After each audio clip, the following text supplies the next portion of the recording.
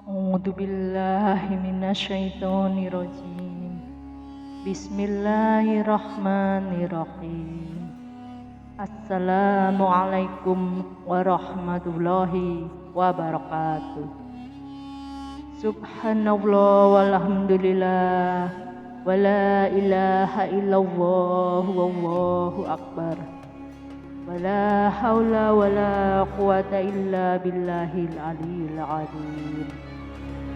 Allahumma sholli ala sayyidina Muhammad wa ala ali sayyidina Muhammad.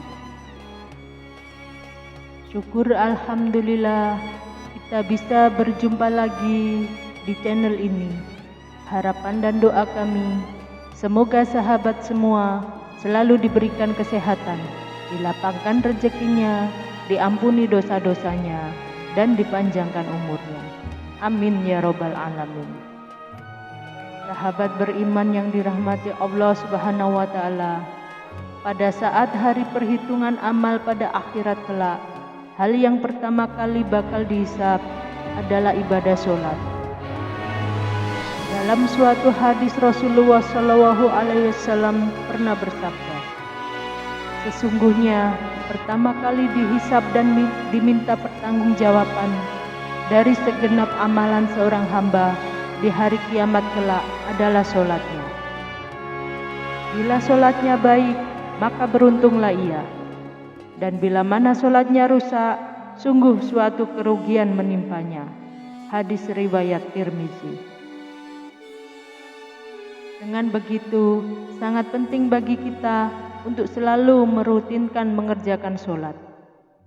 Namun, di zaman yang sudah modern seperti sekarang ini, banyak orang yang sudah mulai memandang sebelah mata, atau bahkan hanya karena suatu argumen yang sepele, seorang dapat dengan mudah meninggalkan sholat.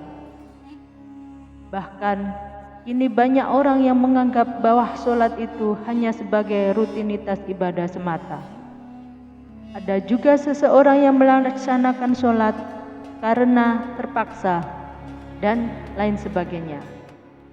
Hal-hal semacam inilah yang menjadi faktor seseorang yang rajin sholat namun masuk neraka. Karena dalam melaksanakan ibadah tersebut, mereka tidak secara ikhlas mengerjakannya. Sahabat beriman yang dirahmati Allah Subhanahu wa Ta'ala, berikut ini ada beberapa golongan orang yang rajin sholat namun malah masuk neraka. Sholatnya tidak diterima oleh Allah Subhanahu wa Ta'ala. Yang pertama, sholat namun suka berdusta. Berdusta merupakan salah satu dosa besar dan diancam siksa yang pedih di akhirat kelak.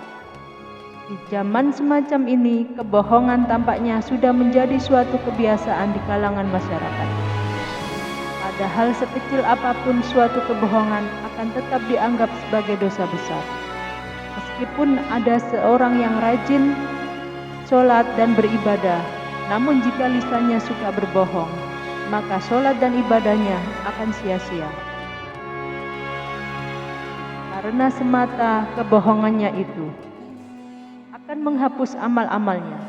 Dan jika ia mati dalam keadaan tidak bertaubat kepada Allah Subhanahu wa Ta'ala, maka dia akan dimasukkan ke dalam neraka jahanam. Allah Subhanahu wa Ta'ala berfirman, sesungguhnya yang mengada-adakan kebohongan hanyalah orang-orang yang tidak beriman kepada ayat-ayat Allah, dan mereka itulah orang-orang pendusta. Quran Surat An-Nahl ayat 105. Berbohong menunjukkan salah satu ciri dari golongan orang-orang yang munafik. Untuk itulah mengapa kita sebagai umat muslim wajib menjauhi yang namanya dusta. Yang kedua, sholat namun minum minuman keras. Hal ini banyak kita jumpai di kalangan masyarakat, menganggap sholat hanya sebagai suatu rutinitas semata, sehingga dalam melaksanakan tidak dibarengi dengan hati yang ikhlas.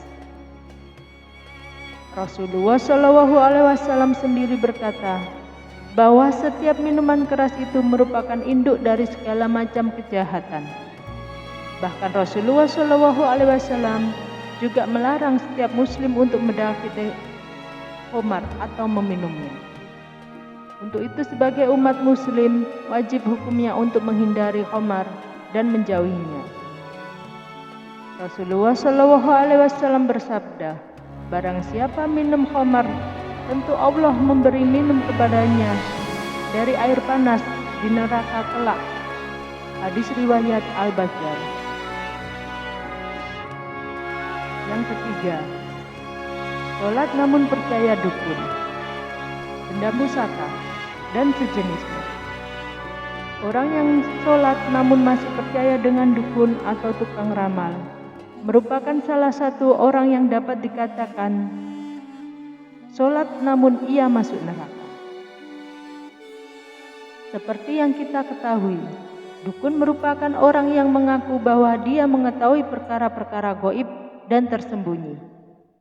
Dalam hadis riwayat Imam Muslim, orang yang percaya kepada dukun, maka sholatnya tidak akan diterima selama 40 hari.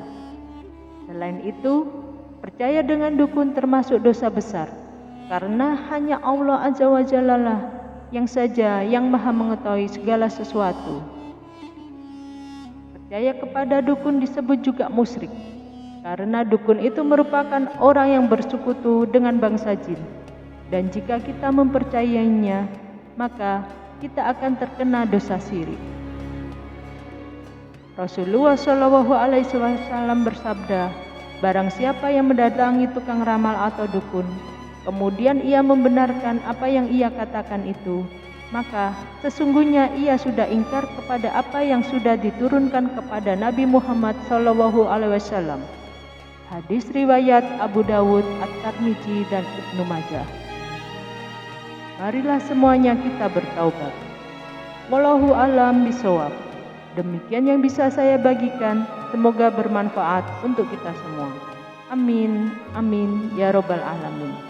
Wassalamualaikum warahmatullahi wabarakatuh.